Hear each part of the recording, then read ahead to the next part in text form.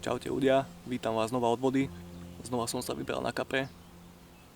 Dneska už máme jún a dneska hlásia 40 stupňov, takže to bude masaker. Preto som mal budík už o 3 ráno a v podstate o 4 som už mal vyvezené obidve udice. Prvý záber som mal o 5 ráno.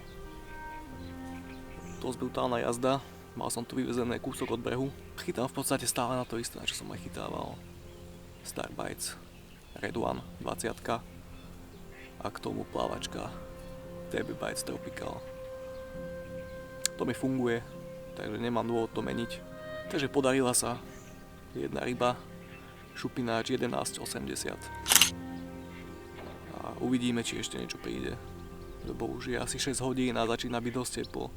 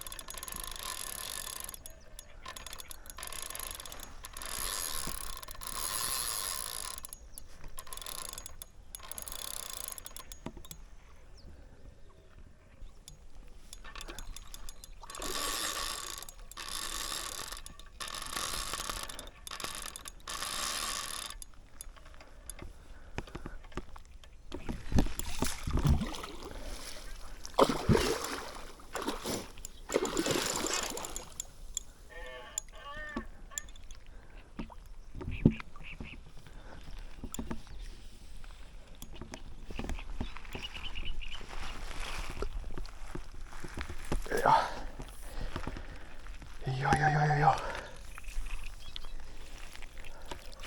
Pekný kapor, 11,8 kg.